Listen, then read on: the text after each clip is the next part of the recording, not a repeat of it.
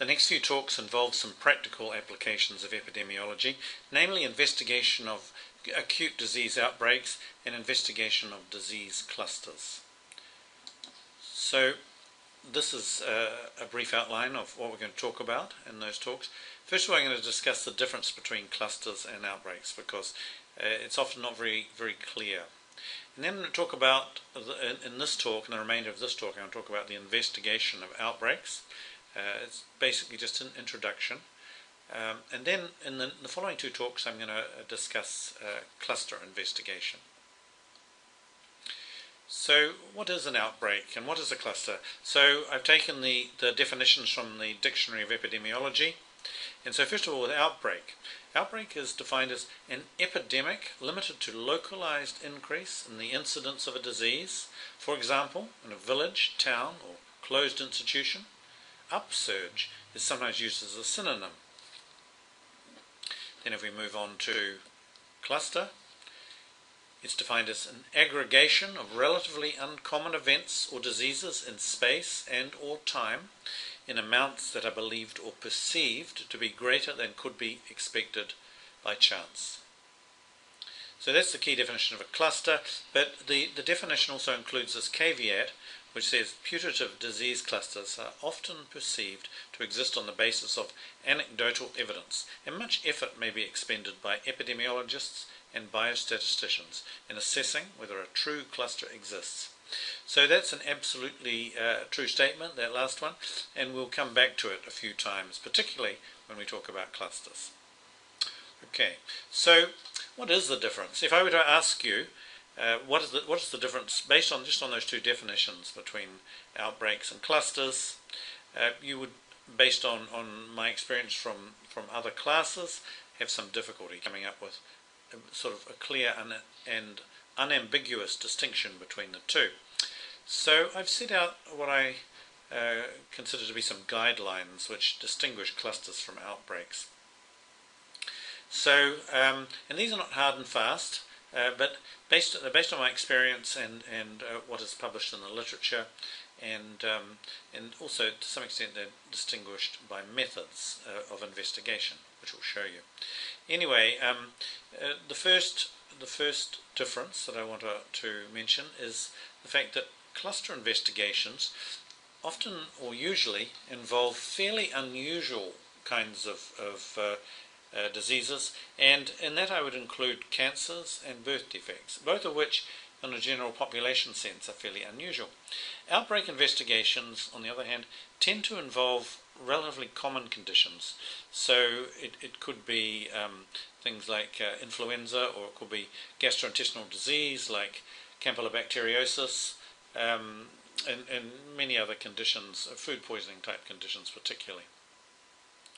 And going along with that, outbreak investigations usually involve conditions with a fairly acute disease onset, such as flu and gastroenteric diseases. On the other hand, as I mentioned, cancer and birth defects, we think of the disease onset as fairly sort of long-term, relatively speaking, fairly chronic, and the time frame is corresponding. The time frame in which clusters usually occur, in which the investigations take place, or the investigations may take place more quickly, but the time frame which is investigated is often years. It could be decades, but at least months or years, whereas outbreak investigations tend to happen fairly quickly. The outbreaks tend to occur over a relatively short time period, such as days or weeks. The number of cases often varies, so you may only have a few cases with cluster investigation, so it could be like 2 or 3. Depending on the rarity of the condition, 2 or 3 could be quite a lot compared to what's expected. But outbreaks, often you get many cases occurring in a short time. Because of the more prolonged nature of cluster investigations, the unit of analysis is often person time. We're concerned about the number of events per person time. On the other hand, with outbreak investigations, because the time frame is relatively compressed, we may just be counting persons and not worrying too much about person time. And another, I think, one of the major distinguishing features between cluster and outbreak investigations, although again I'd say it's not absolute, but it tends to be the case that outbreaks are very obvious. It's very clear that an outbreak has occurred, and nobody doubts that. So the main question may be what caused it? What was the source of the illness? On the other hand, with cluster investigations, it may be rather uncertain as to whether there really was an unusual clustering. So, and that may be the key question of the investigation, at least the key initial question. If it's concluded that there was something unusual going on, then it may be the question may become what is the source of the illness. But usually the first one is really, was there an unusual clustering of particular cases of disease in the time frame being investigated? And we'll talk about this a lot more when I come to talk about cluster investigations. With outbreak investigations, usually the means of investigation are relatively straightforward, and we use variants of the case control and cohort study designs, and I'll talk about when we apply one or the other. But with clusters, we have to use a much more varied toolbox. There are a number of methods that are available, and you really have to sort of fit the method to the circumstance. And we'll come back to that when I talk about clusters. Okay, so let's start by talking about outbreaks and how we go about identifying and investigating them. So starting off with identification of outbreaks. So they can come to the attention of the public authorities in a whole number of ways. It could be sort of somebody from the general public calls up the local health department and alerts them to something going on, or there could be a flood of calls coming in at around about the same time. That's not uncommon. It could be that the principal of a school gets in touch, or somebody in a workplace gets in touch and says basically something seems to be going on in where I work or where I go to school, and this will trigger an investigation. It could come through the news media. They may pick it up, or it could be through the medical system, hospitals and so on, or it could be picked up by the surveillance system, the notifiable disease surveillance system, for example, which is always operating. It could detect a sudden rise in the number of cases occurring. Okay, so one of the first things you do when confronted with a possible outbreak is first of all you need to develop a case definition. Now normally, because you start with relatively little information, the case definition is fairly broad. It may just be a set of symptoms that people are reporting, but it may narrow down, once you get into the investigation and bring in laboratory results, for example. And one of the initial things, and this is important, to find all the cases that you can.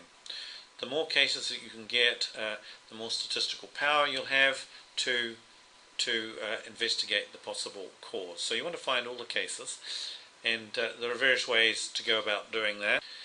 You may follow up leads from your informants, or you could even advertise to try and attract as many cases as possible. Advertising can be problematic. You may get all sorts of people who are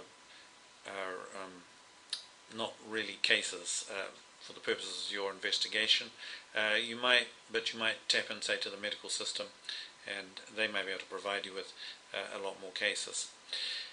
And then it's common to do a survey of the cases that you found. You may not have to do all of them, but do a survey at least of some cases, fairly open-ended interviews, but somewhat structured, and trying to find out what their recent exposures were. And you might even get biological samples, like stool samples, so you can and send them to the lab, see if you can identify what the disease agent was. But in this early stage, you're trying to develop some hypotheses. So you can keep your interviews open. If everybody happened to go to the same event, then that often makes it a lot easier. It's possible you may do some environmental sampling. Now, so this could involve, for example, going to kitchens where food, if you have an early lead in the case, and you suspect that food was prepared in a particular kitchen or stored in a particular refrigerator, you might go and you might take some samples, or you might just swab some benches and send the swabs off to the lab, maybe looking for microorganisms. So all of this contributes to your initial descriptive analysis, and you frequently carry out an analysis looking at those issues of person, place and time that we talked about in an earlier talk. And it's very common to derive what's often known as an epi-curve or an epidemic curve. So here's an epidemic curve from a real outbreak which was investigated by the US CDC, and this involved an unusual strain of Salmonella St. Paul, and there were 234 cases, and they were distributed across a number of states, as you can see here. So the epidemic curve basically plots the dates of illness onset. So you can see that the illness began around about February the 1st, and then it peaked around about March the 1st. So this is just a frequency histogram of the onset dates of illness. And so you can see it peaked and then it dropped off again as they started to identify the likely source, which is alfalfa sprouts from Omaha, Nebraska. And so there was a recall, and helping to confirm that maybe this was the source of the outbreak started to drop off. And these later cases are probably secondary cases. But anyway, and it's set out here in terms of the states, and you can see that the majority of cases in the dark green seem to be from Nebraska. So that, of course, is a big clue, and it did turn out, in fact, that the sprouts were from the sprouts which were the source of the illness were, in fact, from Omaha, Nebraska. Okay, so you gather all your descriptive information, and you look at it in terms of person, place and time, what sort of people are being affected, where it's occurring, and the time of occurrence, and you produce your epidemic curve, and then you want to start developing some hypotheses. And you may at that point want to redefine the case definition, because you may have got results from the lab which have identified the disease organism. So you may want to make the disease organism lab-based confirmation a component of the case definition. And then you need to decide on whether you want to take it any further, whether you want to carry out an analytic study. So in terms of an analytic study, it would be a case control or a cohort study, and I'll describe when we do one or the other. So there are a whole lot of considerations that need to be taken into account when you make a decision. The thing is that an outbreak investigation consumes resources, and so most public health departments are stretched pretty thin, and the question is whether or not what's happening is sufficiently serious to divert resources from other things onto the outbreak, because people are not usually just sitting around waiting for outbreaks to happen. They have other tasks. So usually it involves some decisions about diversion of resources. And these are the sorts of considerations that need to be factored in. Whether or not new illnesses are still occurring. So if the outbreak took place sort of 6 months ago and seems to have gone away, then you might think, well, it's not worth the diversion of resources. But if they are still occurring, then it may well be. And also the seriousness of the disease. Some gastroenteric conditions, basically, they have a very low fatality rate, but there are others which cause quite serious illness and may have some fatality rate. So you need to take that into account anyway. Whether or not if you suspect the causal agents and you suspect their source and whether or not exposure is continuing or not, then that should factor into the decision. The number of people affected, whether vulnerable populations such as people in a nursing home or in childcare facilities are affected, that should influence the decision. And also whether or not the potential for intervention exists. Although I'd have to say that in most outbreaks there is a potential for intervention, certainly if the illnesses are continuing to occur. So, and then preliminary hypotheses. So you need to have some hypotheses, really. I always say to people, if you're going to do an analytic investigation, then you must have some hypotheses. If you have no idea at all, then you may just continue your descriptive investigation, trying to get some ideas. But you're going to need to write a questionnaire, and the questionnaire is going to need to be kind of based around the preliminary hypotheses. And you could have a whole bunch of them, but you need some. And usually we can come up with at least a few. Another consideration, whether or not it's sort of an unusual pathogen, or say an unusual mode of transmission of maybe a common pathogen. That would be a situation where you might want to investigate, even if the outbreak had finished, just because if the situation was unusual, then the investigation, although it may not stop any continuing cases, it may contribute to scientific knowledge about the pathogen and how it may be transmitted. Then you need to consider, of course, your investigative resources. How many people you could divert from other tasks to work on this, and that can be difficult sometimes. And but you can, the CDC, the Epidemic Investigative Service, they do have resources which in circumstances can be made available, so you could always potentially contact them. Next consideration, timely reports of illnesses. Well, really this very much relates to whether or not the disease occurred recently or not. And if it occurred some time ago, then, as I said, you may not want to spend a lot of time investigating. Study size and statistical power, we've talked about those. I would say here that in disease outbreaks, you should not be too concerned about study size. The thing is that if you can actually identify the source of illness, then very often the relative risk estimate is extremely high. So you can have quite adequate statistical power with a fairly small sample size. So don't be concerned if it looks like the number of cases is not too big, because you don't really know what the underlying relative risk is, and it may be 20 or 30, for example, and in which case you're likely to have ample statistical power, even with a relatively small number of participants in the study. And of course, last but not least, the issue of whether or not public concern is high. So quite often in public health departments, their priorities are driven by public concern, and so if there's a lot of sort of news media interest, irrespective of any of the other considerations, you may still have to launch an investigation. Anyway, I really just listed those things because they are the sorts of considerations that need to be taken into account in making decisions about how to move forward.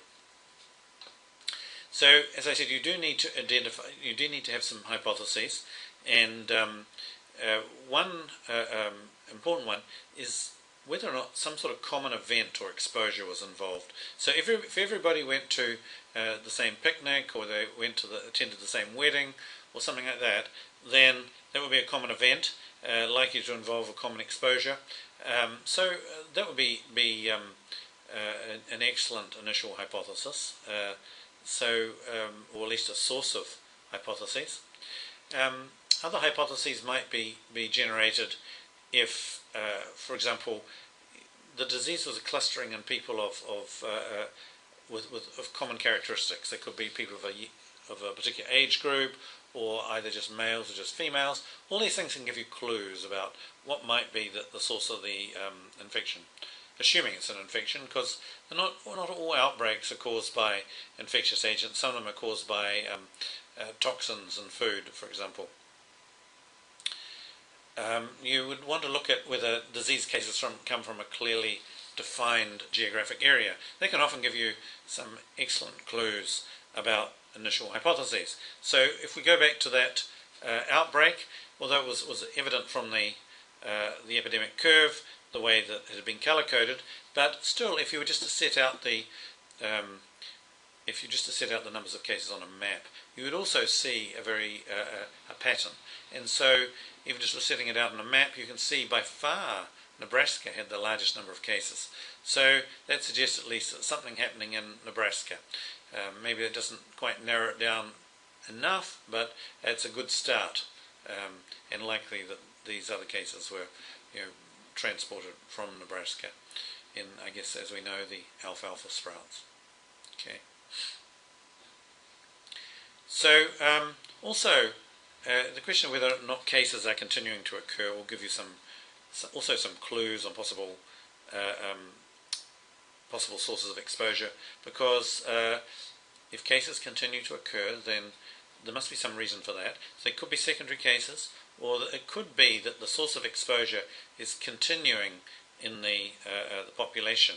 Usually if it was something like a common event, the epidemic curve spikes, goes up and drops off fairly sharply with some tail, often which are just secondary cases who have come into contact with the primary cases. But if cases continue to occur, if the epidemic curve is somewhat flat, then that suggests that there's some sort of, continuing distribution of a foodstuff, for example, which is continuing to infect people. So all these things give you clues. And did something change at the time of the appearance of the disease? If you can identify something that altered at the time of the appearance of the disease, that might give you some ideas as to what might be responsible. Finally, with most of these disease agents, quite a lot is known, and they tend to favour particular, call it here, vehicles, really, which are just some sort of foodstuff which they live most happily in. And for example, Campylobacter lives very happily in chicken, and undercooked chicken is a major source of Campylobacteriosis, and other disease agents have some preference for certain vegetables, and bean sprouts is a common one. And anyway, so this information can, once you know the disease agent, there's plenty of information on the foodstuffs that it preferentially inhabits.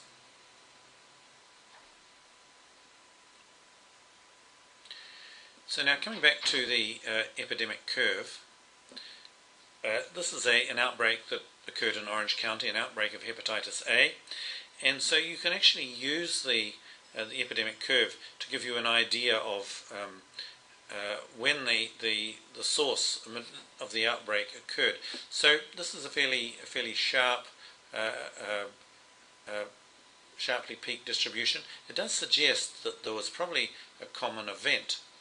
Now, possibly the best way to actually kind of locate and time that common event is to take the median incubation period, because it's going to vary across people. But if you have a large enough group of people, well, in fact this is the mean here, but anyway, if you have a large enough group of people, then the chances are that their mean incubation period is going to be more or less the published mean, if you like.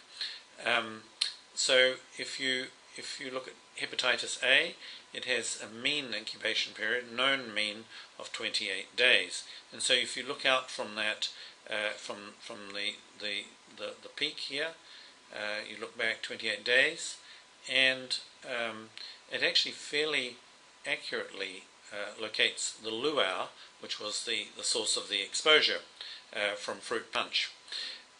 You can also bracket it by looking at the shortest known incubation period from the earliest detected case, and then taking the longest incubation period known, which is 50 days, from the last case known, and that does not quite so successfully work. You might expect the outbreak to be between these 2 points in time, but actually, in fact, the mean incubation period actually most accurately locates the vent which was the source of exposure. So that's because it's the mean is representing, it's essentially the population mean. Unless there was something really different about these people who were at the luau, then you would expect the mean to represent the known mean.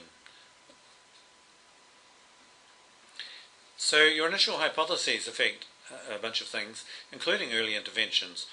Even if you haven't carried out an analytic study, you may still decide that you need to do something, maybe close some food premise, or close down a swimming pool, or something like that.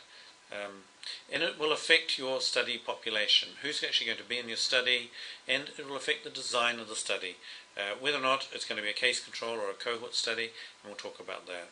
It will certainly affect the content of the questionnaire, because your questions really need to be focused around your hypotheses, and you don't need to limit your hypotheses. You should have questions around all the hypotheses that you think are reasonably plausible, but you need to write the questionnaire, and it has to be based around something. It will certainly affect the analysis of the data. If you have some prior hypotheses, you will pay most attention if your analysis starts pointing in the direction of the exposures for which you had a prior hypothesis, and it will affect the interpretation of your results. So, as I said, there are 2 main study designs, and sometimes the retrospective cohort study is sometimes referred to as a cross-sectional study. Now, don't want you getting too mixed up between these two designs, because in most instances they're very different. The reason why sometimes it's referred to as a cross-sectional study in an outbreak situation is because the time frame is very short.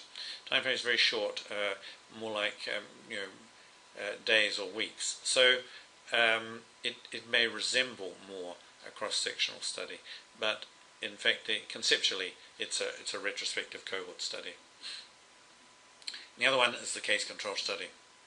So let's talk about the cohort studies first.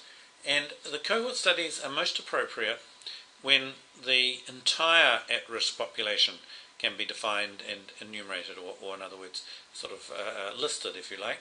And the sort of situations that might apply to would be, say, pupils at a school, or employees at a workplace, and so on. That's when we'd apply a cohort methodology. And so let's kind of illustrate the process by looking at these data, which reflect an attack of gastroenteritis for guests who'd been at a wedding. So the initial investigation, the descriptive investigation, would have identified that the people who were ill were confined to people who had attended a wedding on a particular day. So then the question becomes, not so much was it the wedding, but the question becomes, what was the food item? Because the food items may have come from a number of different suppliers. You want to know what the food item was, so that you can then track back to the supplier and maybe see if there's a problem with their food handling procedures. So this is how you go about it. So you identify all the people, and then you would construct a questionnaire. And the way you usually do this is to get the menu. And then you ask questions about every item. So basically, you want to know, for each of the guests at the wedding, and you try and get as many of them, or all of them if possible, and you interview them, and you would basically ask them, whether or not they were ill. You might have a series of questions on symptoms. You might even be able to take advantage of stool samples which were collected, or some other biological samples. But anyway, you would want a way of classifying people into those who were ill and those who were not, among the guests at the wedding.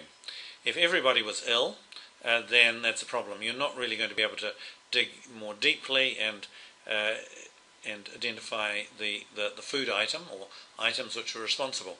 But assuming not everybody was ill, then what you do is you ask a series of questions to each person, whether or not they were ill, and then what food items they ate. And you try and get onto this very quickly, otherwise people have completely forgotten what they ate. So basically you set the data out this way, and so we have some fairly obvious food items here. So you divide the data into people eating the item, in other words the exposed group, and people not eating the item.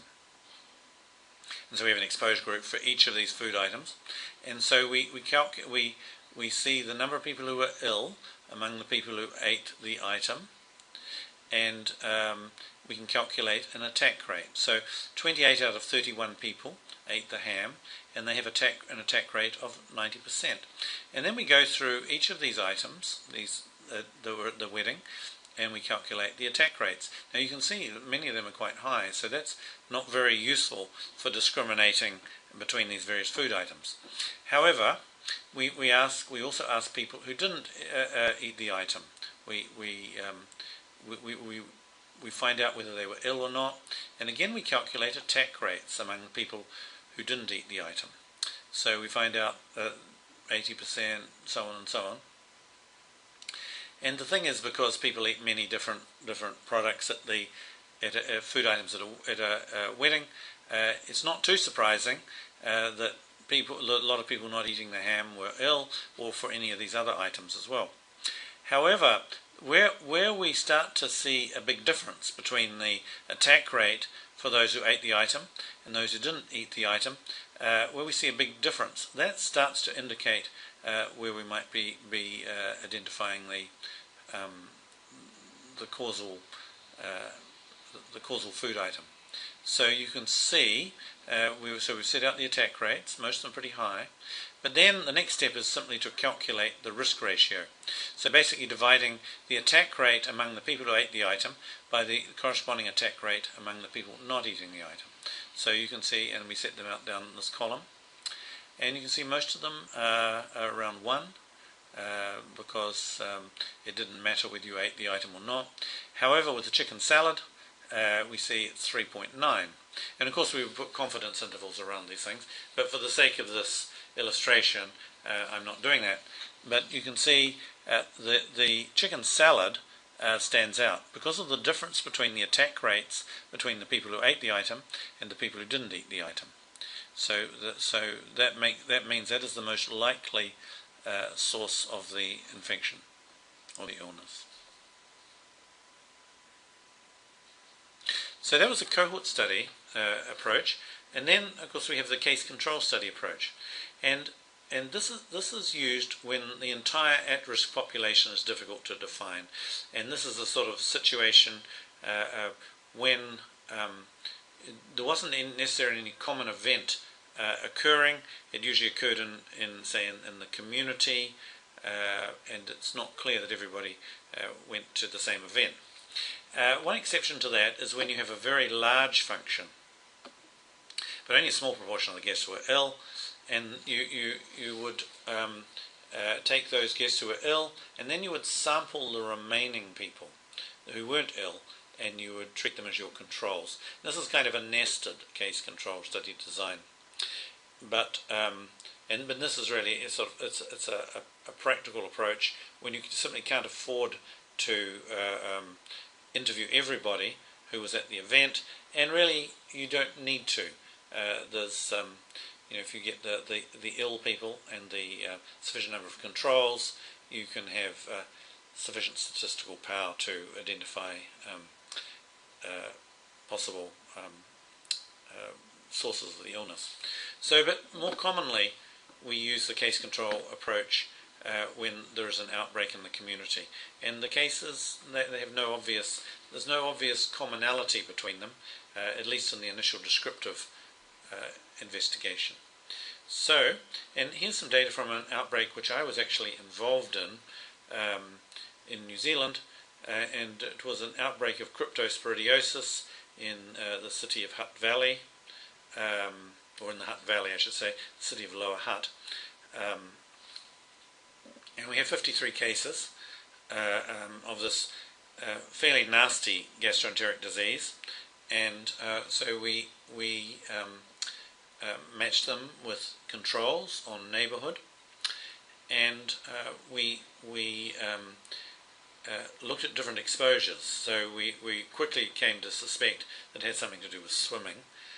So we looked at different combinations of swimming pools and things, and so we had any swimming pool, the Huia pool, and so on.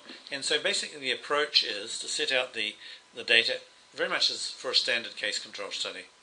So we had two controls for every case, and we have a percentage exposed in both the cases and controls.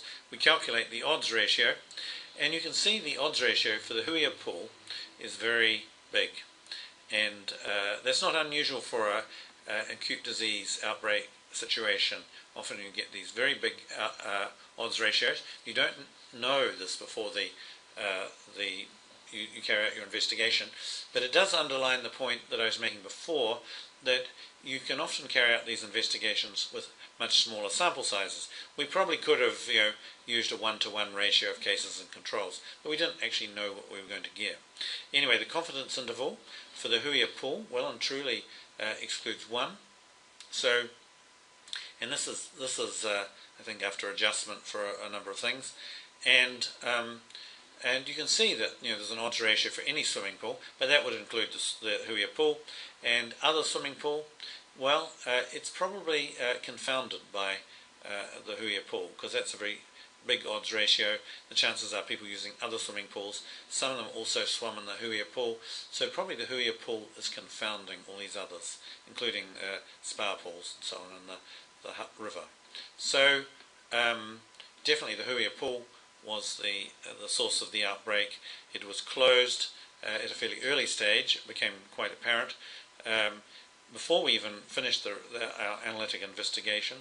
But it's good to finalise these investigations, because if there are legal proceedings because you closed the pool and there was an economic cost to the pool owners, you don't want to have concluded your investigation at an early stage, because then they might come to you and say, well, you owe us a lot of money because there's no real convincing evidence that our pool was responsible. However, if you have carried out an investigation like this and you have the results of an analytic investigation, this is pretty convincing. It's pretty convincing and likely to stand up in a court of law. So, coming to a conclusion, I just want to talk about how we deal with outbreaks and in general, and go back to revisit the epidemiologic triangle, which I think I mentioned once before. It's particularly useful for an infectious disease situation. So we have the host, agent, and environment, all of them acting in some context of time, and we can think in terms of controlling outbreaks. So in general terms, we can control outbreaks by directing our intervention efforts at any of those three nodes of the triangle: host, agent, and environment. So just by way of example, the sorts of things that can be done are, for example, chlorination of water supplies if they're not already chlorinated. We can isolate people, quarantine people, and of course we would treat infected people to try and reduce exposure to the agent. We can interrupt transmission, which is the environment node, and the sort of thing we can do. For example, close the swimming pool in the previous example. We can pasteurize milk, or otherwise sterilize the transmission vehicle. We can control mosquitoes, drain standing water bodies, for example. If it's a mosquito-borne disease, we can improve sanitation, improve toilet facilities, and so on, and prevent flies breeding in them, for example. So that's ways we can improve the environment, reduce transmission, and finally we can intervene at the level of the host. We can prevent unauthorized access to a swimming pool. We can change our behaviour or change other people's behaviour perhaps by encouraging them to wash their hands, using bed nets, wearing long sleeve shirts in the evening, because that's when mosquitoes like to come out, and of course by immunisation, and also prophylactic treatment, say with malaria drugs of people who are at risk, people going to malaria zones. So all of these things, dealing with those 3 points on the triangle, host, agent and environment, can be very effective for controlling outbreaks. And it may be just that one of them alone may be very effective. So that's really all I want to say about controlling outbreaks. It's very much an introduction, and I think some of you will probably get some experience on the job. Certainly if you work for public health departments, it's often the case that many people are mobilized to try and deal with outbreaks, because they have to be dealt with pretty quickly, otherwise the disease may spread very rapidly. So they can be lots of fun, but at the same time they can be very harrowing, but certainly very interesting when you look back and see what actually occurred. And always you should document the investigation. Always document it, because it may be of use to other people with similar outbreaks, or it could be important if there are any legal ramifications. And because controlling outbreaks often involves treading on toes, and has often outbreak control involves significant economic impacts, whether on a small scale or a large scale. So you really want to have everything documented in such a way that you can defend your moves, your interventions, if it comes to that. So anyway, I hope most of you at some point get the opportunity to investigate an outbreak, because it's a really you'll learn a lot from the experience.